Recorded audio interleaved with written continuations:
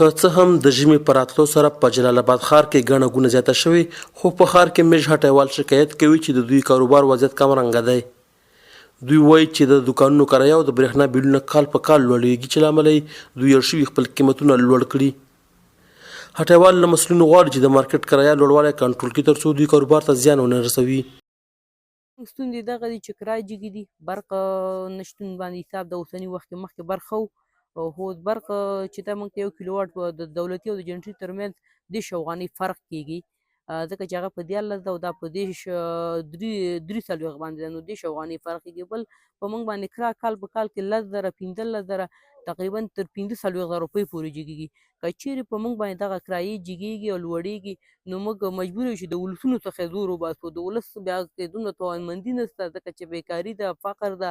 دغه زموږ د دوکاندارانو مشکلات تقریبا د کرایه په ارتباط باندې، د برق د بیلونو په ارتباط باندې او نور بعضې مسایل چې کوم دي ډېر زیات مشکلاتو سره موږ مخامخ یو. اول دا چې موږ په تیر کلونو کې چې کوم کاروبار درلودلو، تحولاتو نه وروسته دغه کاروبار چې دی ډېر لاندې راغورځېدلی دی.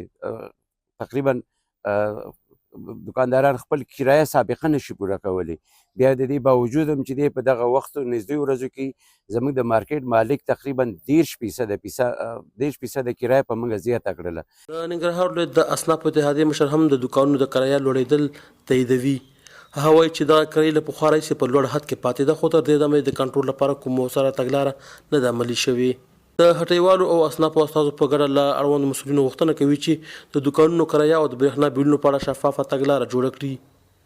دوی وایي چې د دوی ستونزې د دوام په صورت کې به نه یوازې هټیوال بلکې د ښار ټول اقتصادي نظام له ستونزو سره مخ شي. بې له شکه د جلال آباد په ښار کې لومړی د برېښنا ستونزه چې ده دا یو په ځای ستونزه ده.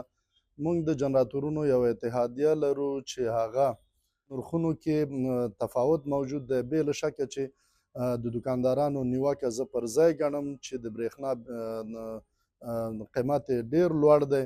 موږ دغه موضوع د برېښنا د ریاست سره د رئیس صاحب سره شریکه کړې ده چې د ورځې د خوا نه دوی ښار ته برق نه ورکوي. دوکاندارانو په کراتو دا شکایتونه کړي. بله خبره د کرایې تاسې وکړه. د کرایې خبره واقعا چې کرایه د پخوا نه ډېره جګه پاتې شوې ده او په ښار کې د دوکانونو کرایه نسبت کاروبار ته نهایت جګه ده، چې دا موضوع مو د ولایت د مقام سره شریکه کړې ده او بیا هغوی دلته یو ګډ کمیسیون دی چې هغوی ته دا هدایت کړی چې دوی باید د پوښتنه وکړي د کرایو په هکله.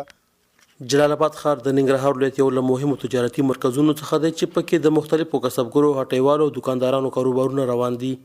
د ښار ډیری وګړي له همدې کوچنیو او منځنیو کاروبارونو څخه خپلې ورځنۍ اړتیاوې پوره کوي. پژواک خبري اژانس د پیښو ریښتینې هنداره